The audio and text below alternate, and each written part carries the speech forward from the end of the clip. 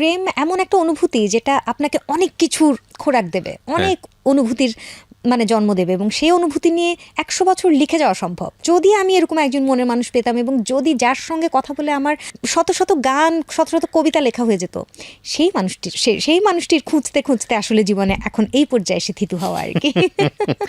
আমি ভীষণ মুক্ত মনা, সে ভীষণ রক্ষণশীল। এই জায়গার মৌলিক কিছু মিল যদি না মিলিয়ে নেওয়া হয় তখন তো বিয়ের মতন একটা সিদ্ধান্ত অবশ্যই ভুল সিদ্ধান্ত আর কি।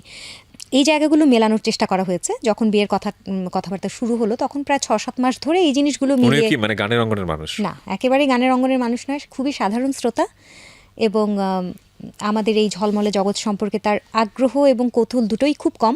সে আমাকে একজন মানুষ হিসেবে পেতে চেয়েছিল জীবনে।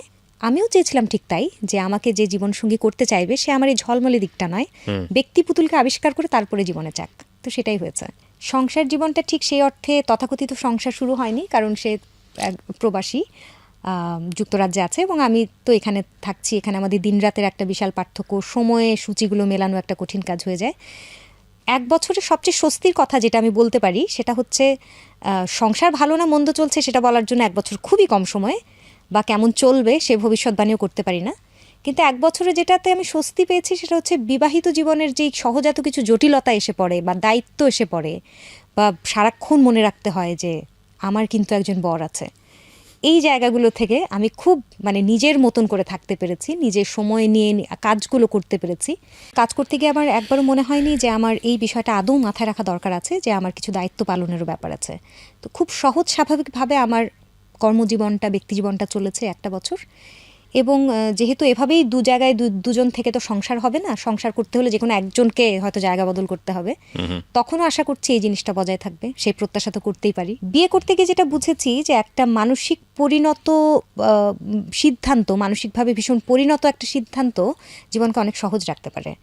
আর ওই যে কৈশোরের প্রেমের কথা বললেন, আমি আমার চোখের সামনে দেখেছি যে এই সময়কার ভুলগুলোতে অনেককে ছিটকে যেতে, তার লক্ষ্য থেকে এত যোজন যোজন দূরে চলে গেছে, তার মনেও হয়তো নেই যে সে এই ধারায় প্রতিষ্ঠা চেয়েছিল। মানে আমার প্রত্যেকটার পিছনে আমার নিজের পরিশ্রম আছে, নিজের শ্রম, মেধা, সময়, সমস্ত কিছুর বিনিয়োগের যোগফল আজকের আমি। হঠাৎ করে খুব চমকে আমি মানে কোনোদিন মানে আমাকে কেউ চমকে দিতে পেরেছে এমন হয়নি। যে যেমন খুশি করুক, আমি আমার মতন করছি, আরেকজনের মতন করুক। আমরা মান নিয়ন্ত্রণের কথা প্রায় বলি, মানটা কে নিয়ন্ত্রণ করবে, কেন করবে? শিল্পে এবং সাহিত্যে কখনো মান নিয়ন্ত্রণের কোনো বিষয় থাকতে পারে না, কারণ সেখানে একেবারে এটা একটা মুক্ত আকাশ যেখানে প্রত্যেকের ডানা মেলার অধিকার আছে। সমস্যাটা হয়েছে মৌলিক কাজের সংখ্যাটা আরেকটু বেশি হওয়া দরকার। আমার সবচেয়ে আত্মতৃপ্তির জায়গা এটাই যে আমার কাজগুলো শুনে সবাই এই কথাটা বলেন যে ভীষণ মৌলিক কাজ হয়েছে, মানে একেবারে অন্য রকম কিছু হয়েছে, সবার মতন নয়। তো এই সবার মতন না হওয়ার মানসিকতা যদি অন্যদেরও থাকে, সেই ক্ষেত্রে অনেক বৈচিত্র্য আসবে আমাদের কাজগুলোতে। আসলে আচ্ছা, আপনি কাঁদেন কখন? কষ্ট পেলে কাঁদি, সবার মতোই। এখানে এক্ষেত্রে কোনো দার্শনিক উত্তর আমার নেই। বাট আপনি কাঁদেন তো? অবশ্যই, আমি ভীষণ আবেগপ্রবণ মানুষ। না, আপনাকে দেখে কিন্তু সেটা মনে হচ্ছে না, একদমই মনে হচ্ছে না, ভেরি ন্যাশনালিস্টিক। আমি মানুষের সামনে কাঁদিনি কখনো, মানে এমনকি আমার বাড়ির লোকেও মনে হয় আমাকে কাঁদতে খুব কম দেখেছে। নিজে যখন মানে নিজের সময়ে নিজের জায়গায় তখন কাঁদি আর কি। ফাইন। তার মানে কাদার সিচুয়েশন যেহেতু জীবনে আসে, তার মানে নিজেকে রিকভার করার সিচুয়েশনও তো প্রয়োজন সেই মুহূর্তে। কিভাবে রিকভার করেন? খুব কষ্ট পেয়েছেন, আপনি কাঁদছেন, যে মুহূর্তে বুঝতে পারি যে আমার এই জিনিসটা ভুল হতে চলেছে, তখনই সেখান থেকে আমি মানে ঘুরে যেতে পারি।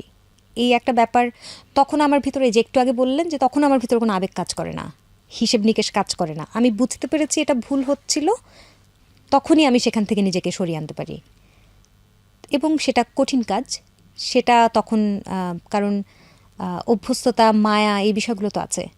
তো সেই জিনিসগুলো তখন কষ্ট দেয়, কিন্তু সাথে সাথে আমি ঘুরে যেতে পারি। এবং যদি কারো থেকে মুখ ফেরাই, সে মুখটা আর ঘোরে না আর কি।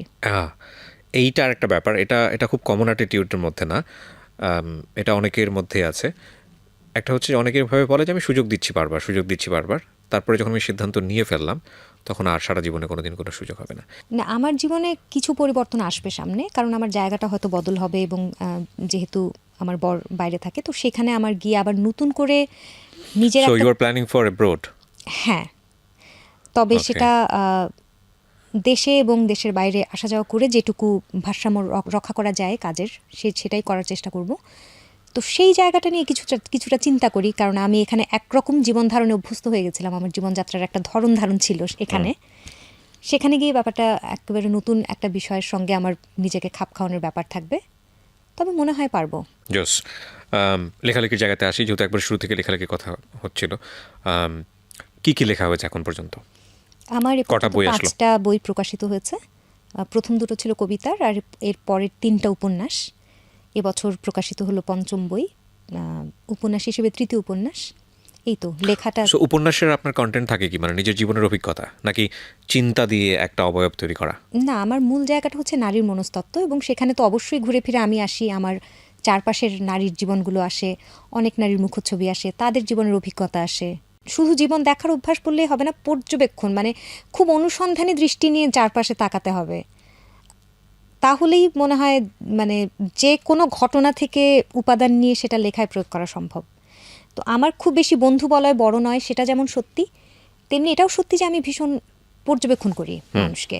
ধরুন কোনো মানুষকে আমরা শুধু খালি চোখে একরকম করে হয়তো দেখছি, কিন্তু তার মনস্তত্ত্বটা বুঝতে পারার জন্য একটা অন্য দৃষ্টি লাগবে, একটা অন্য চোখ লাগবে। সেই চোখটা যাদের আছে তারা অসাধারণ কিছু সৃষ্টি করতে পারেন, এবং আমি বিশ্বাস করি যে আমাদের মানে সুন্দর চোখ, সুন্দর দেখার দৃষ্টি। ওকে, না সুন্দর চোখের কথা যদি বলেন, অ্যাকচুয়ালি দ্যাট ইউ হ্যাভ। সুন্দর বা অসুন্দর নয়, সত্য দৃষ্টি। ওকে, আই নো সেটা দ্যাট, আই অনেক নো দ্যাট, ক্ষেত্রে জাস্ট অসুন্দরও কিডিং। হতে পারে, হ্যাঁ, রাইট। কিন্তু অসুন্দরটাই ঠিক যথাযথভাবে তুলে আনা, সেটাই গভীর পর্যবেক্ষণ আর কি। আমি জীবনের যেটা বাস্তবতা, যেমন প্রেম সুন্দর, কিন্তু সেটা একটা নির্দিষ্ট ব্যাপ্তি নিয়ে সুন্দর, এর পরের যে অসুন্দর চেহারাটা সেটা হয়তো প্রকাশ করতে গিয়ে আমরা দ্বিধান্বিত হই। কিন্তু আমার কাছে মনে হয় যে অসুন্দর চেহারাটার সমন্বয়েও তো একটা জীবন হতে পারে। মানে শুধু প্রেমের সুন্দর দিকটা আনলাম, অসুন্দর কুৎসিত দিকটা আনলাম না, তাহলে তো জীবনটা একটা অসম্পূর্ণ গল্প। নারীর মনস্তত্ত্ব নিয়ে যদি খুব সুনির্দিষ্ট করে জিজ্ঞেস করেন, তাহলে এবছরের উপন্যাসটা ছিল একটা কালো মেয়ের গল্প। উপন্যাসের নামটাও একটু অন্যরকম, কালো গোলাপের ভিতর থেকে উৎসারিত আলো বৃত্তান্ত। এখানে আমাদের বাদামি চামড়ার ভিতরে যে প্রকটভাবে বর্ণবিদ্বেষ বা বর্ণঘৃণা ছড়িয়ে আছে, শ্বেতাঙ্গ বা কৃষ্ণাঙ্গ না হওয়ার পরেও, এবং সেটা কিভাবে প্রভাবিত করে একটা কালো মেয়েকে বেড়ে ওঠার, তার শৈশব থেকে তার একেবারে পরিণত প্রৌঢ়া অবস্থা পর্যন্ত, সেই জায়গাটা, এবং যে তার পদে পদে যে প্রবঞ্চনা তার প্রেয়সের কাছ থেকে, তার পরিবারে, তার সমাজে, তার দেশে, তার কর্মক্ষেত্রে, ব্যক্তিজীবনে, সমস্ত কিছুতে এই যে আমাদের ত্বকের উপরিভাগের একটা চামড়ার যে প্রভাব, এবং এর ফলে যে তার আত্মবিশ্বাসের ডানাগুলো ছেঁটে ফেলার প্রক্রিয়া চারপাশের, এই গল্পটাই এসছে এবারের উপন্যাসে। তো এরকম কিছু নির্দিষ্ট, যেমন আমার এর আগের উপন্যাসটা ছিল পুরোটা একটা মৃত্যু ভাবনার রূপকে করা, যেখানে আমরা সেখানেও একটা কেন্দ্রীয় চরিত্র অবশ্যই নারী চরিত্র, এবং সেটার নাম ছিল জ্যোৎস্নারাতে বনে যেভাবে আমাদের যাওয়া হয়ে ওঠে না। এটাও একটা রূপকবাদী উপন্যাস, যেখানে আমরা জীবনের সমস্ত এই আনন্দ আয়োজন সঙ্গে নিয়েই তো আমরা সবাই মরে যেতে চাই, আমাদের পরিবার পরিবেষ্টিত হয়ে, আমাদের বন্ধু বান্ধব, সুন্দর মুহূর্ত, কিন্তু একে একে প্রত্যেকে আমাদের বিয়োগের তালিকায় চলে যায়, এবং সেই যে একটা স্বপ্নীল বনভোজন, সবাই মিলে একটা পুনর্মিলন, সেটা আর হয় না। এটা একটা অপূর্ণতার গল্প। এটা ছিল আমার এর আগের উপন্যাস।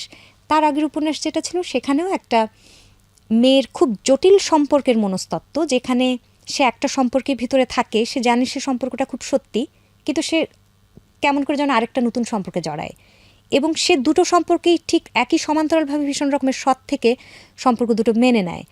এরকম কিছু টানাপোড়েন বা মনস্তত্ত্ব নিয়ে লেখা আর কি।